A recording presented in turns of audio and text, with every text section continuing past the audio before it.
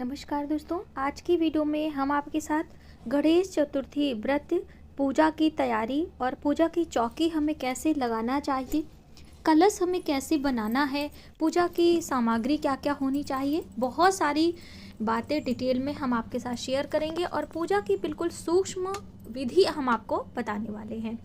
तो चलिए वीडियो की शुरुआत करते हैं। तो सबसे पहले आप देख सकते हैं यहाँ पर भगवान गणेश के माता पिता यानी कि शिव परिवार की प्रतिमा मैंने ली है। आप चाहें तो जो लक्ष्मी गणेश की पूजा में हम लोग गणेश जी की प्रतिमा लेते हैं वो भी आप ले सकते हैं, या कोई अन्य प्रतिमा लेकर आप स्थापित कर लें। पूजा की सभी सामग्री धोकर साफ कर लें और एक साथ रख लें, जिससे पूजा में आपको बार बार उठना ना पड़े। एक एक करके हम आपको बिल्कुल डिटेल में जानकारी देंगे, जिससे आप विधिवत तरीके से पूजा कर सकें। तो ये देखिए, यहाँ पे हमने एक लकड़ी का पाटा लगाया है और उसके ऊपर हमने लाल रंग का कपड़ा बिछा दिया है। आप चाहें तो पीले रंग का भी बिछा सकते हैं। और यहाँ पे मैंने फूलों का आसन दिया है। भगवान जी की प्रतिमा मैंने इसके ऊपर आसन देकर रखी है। आप चाहें तो चावल यानी अनाज का आसन दे सकते हैं। फूलों को तोड़कर आप रख सकते हैं और उनके सामने हमने कलश बनाना है। तो कलश के लिए भी मैंने आसन दिया है। इस तरीके से आप एक पात्र ले लें, उसमें गले में मौली बांध दें और स्वास्तिक बना दें और बीचों बीच में आपको कलश रखना होता है। अब हम इसके अंदर भरेंगे जल। देखिए, जब कलश स्थापित कर लें पहले जल भर लें, उसके बाद एक एक करके सभी चीज़ें आपको डालनी है। तो क्या क्या डालना है वो आप देख लीजिए ध्यान से। तो ये देखिए, हमने लिया है पात्र में सबसे पहले हम डाल लेंगे हल्दी की गांठ, और उसके बाद हमने डालना है लौंग और इलायची हरी वाली, और अभी हम इसके अंदर डालने वाले हैं पुष्प, दूर्वा घास, और थोड़े से आप चाहें तो अक्षत भी डाल सकते हैं, वरना आप ऊपर से रखें, लेकिन पंच पल्लव रखना ना भूलें। बिना पंच पल्लव के हमारा कलश अधूरा होता है। तो आप पान के पत्ते भी रख सकते हैं।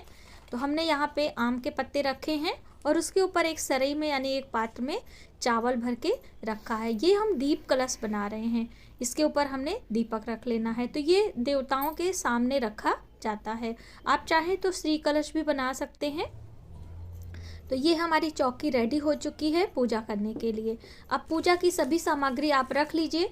जैसे कि आरती करने के लिए ये मैंने कपूर, और चाहे आप घी की बत्ती लगा रहे हो तो ये आरती वाली मैंने रख ली है। और ये जो हल्दी, कुमकुम, अक्षत, सिंदूर, ये चीज़ें होती हैं ये भी आप सामने ही रख लीजिए। और ये देखिए रोली है और अष्टगंध तिलक, यही मैंने पात्र में भर के रखा हुआ है। ठीक है, आप देख लीजिए। और इत्र भी मैंने रख लिया है थोड़े से कॉटन में। और सिंदूर आपको रखना ही है भगवान गणेश की पूजा में, माता पार्वती के लिए भी। तो इस तरह से ये देखिए पूजा की थाली अब हम आपको दिखा देते हैं एक एक करके, और आप सभी इसको ध्यान से देखें। तो यहाँ पे मैंने कच्चा दूध और दही लिया है। तो पहले मैं आपको चंद्र को अर्घ देने के लिए अर्घ कैसे बनाना है वो हम बता दें। तो हमने चांदी का पात्र लिया है, पहले मैंने कच्चा दूध डाला, और ये मिश्री है थोड़ी सी तोड़ के हम इसके अंदर डाल देंगे। अब इसके अंदर हम भरेंगे जल। तो हमारा ये शुद्ध गंगा जल मिश्रित जल है, इसके अंदर पूरा हम भर देंगे। अब इसमें क्या क्या चीज़ें डालनी है, थोड़े से अष्टगंध तिलक हम डाल लेंगे, यानी जो चंदन हमारा है, और ये है दूर्वा घास, और चाहे तो कुछ घास भी डाल सकते हैं तोड़ के, थोड़ा सा तिनका आप डालेंगे, हमारा जल पवित्र हो जाता है। इसके अंदर हम डालेंगे थोड़े से काले तिल, थोड़ी सी सफ़ेद चावल और पुष्प। तो देखिए, सफ़ेद पुष्प यदि हो तो आप डाल लीजिए, वरना आप जो भी पुष्प आपके पास है वो आप डालकर जल रेडी कर लीजिए। पहले से मीठा जल ये हमारा रेडी हो चुका है। इसे थाली में आपको एक साइड में रख लेना है, जिससे जब चंद्र देवता उदय होंगे तो उन्हें हम अर्घ देंगे। पूजा की थाली देख लेते हैं दोस्तों। ये हमने एक यहाँ पे थाली ले ली है, उसमें हम सभी चीज़ रखेंगे। तो सबसे पहले जो हमने चंद्र के लिए अर्घ बनाया था वो हमने रख लेना है भगवान चंद्र को अर्घ देने के लिए। अब इसके बाद हम रखेंगे शिव भगवान को चढ़ाने के लिए सफ़ेद अक्षत, और यहाँ पे गणपति देवता के लिए सफ़ेद तिल, और ये है काले तिल, ये भी आप भगवान शिव पर चढ़ा सकते हैं। यहाँ पर जो ये दही और ये कच्चा दूध था, इसे भी हमने साइड में रख लिया है। यदि आपके पास कोई धातु की मूर्ति हो तो पंचामृत बनाकर स्नान करा सकते हैं भगवान गणेश को, या फिर आप भाव से एक थाली में चढ़ा भी सकते हैं। इस तरह से भोग लगाने बाद एक जल चाहिए आपको, पूजा के लिए घंटी चाहिए, और साथ ही अब हम और चीज़ें देख लेते हैं क्या क्या चीज़ें हमें रखनी है। तो जैसे वस्त्र के रूप में आप मौली भी चढ़ा सकते हैं। बहुत सारे लोग कहते हैं कि हमारे पास बहुत ज़्यादा चीज़ें नहीं होती हैं, तो आप मौली चढ़ा लें। ये है दोस्तों धूप बत्ती, और यहाँ पे ये माचिस है प्रज्वलित करने के लिए। अब हम माता पार्वती को श्रृंगार चढ़ाएंगे, तो इसमें ये इस तरह से आता है चूड़ी, और इसमें ये बिंदी होता है, और इधर ये चुन्नी। तो ये माँ पार्वती के लिए श्रृंगार आप रख लीजिए। भगवान गणेश के लिए जनेऊ हम रख लेते हैं यहाँ पर। दक्षिणा आपको जरूर रखना है, बिना दक्षिणा के आपकी पूजा अधूरी रहती है, तो यहाँ पे हम दक्षिणा रख लेंगे। तो मंत्रों का जप करने के लिए ये है माला रुद्राक्ष की, और ये मिश्री मैंने इसमें डाली है। यदि आपके पास टुकड़े वाली हो तो वो भी आप डाल सकते हैं, आप भोग भी लगा सकते हैं। और ये विशेष पत्र है, तेज पत्र, ठीक है, जो आप अपनी रसोई में इस्तेमाल करते हैं। ये भी भगवान गणेश की विशेष मनोकामना पूर्ति के लिए चतुर्थी पर आप जरूर चढ़ाएं। और चांदी का पात्र मैंने लिया है, अगर आपके पास इस तरह से पीतल का है तो आप ये भी ले सकते हैं। तांबे का पात्र आपको नहीं लेना है, क्योंकि दूध और दही तांबे के पात्र में नहीं रखना चाहिए। तो ये तो हमारी हो गई सामग्री। अब हम जानते हैं कि हमें क्या फल और भोग के लिए रखना है। तो ये थाली हम साइड में करते हैं। ये हमने कुछ घास रखा है, इसको ऊपर रख देते हैं चौकी पर। और यहाँ पर ये गन्ना है, तो इस तरह से गन्ने टुकड़ों में करके मार्केट में मिलते हैं, आप गन्ना ले लें। श्री की प्राप्ति के लिए, यानी माँ लक्ष्मी की प्राप्ति के लिए गन्ना जरूर चढ़ाया जाता है, तो यहीं पे हम इसको रख लेते हैं साइड में। और यहाँ पे ये है दूर्बा घास, मार्केट में इस तरह से आती है, तो आप इसे 3 अंकुर वाला दूर्बा इस तरह से तोड़कर तभी भगवान गणेश की चरणों में चढ़ाएं, जैसे मैंने आपको वीडियो में बताया था। तो इस तरह से आपको तोड़कर चढ़ाना होता है। तो ये भी हम यहाँ पर रख देते हैं। ये है समी पत्र, इसमें छोटे छोटे हैं अभी, ये भी हम निकाल लेंगे।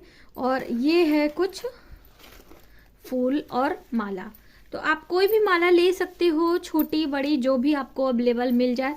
ये ले लीजिए, हमारे पास 2 रंग की माला है, ये वाली भी है।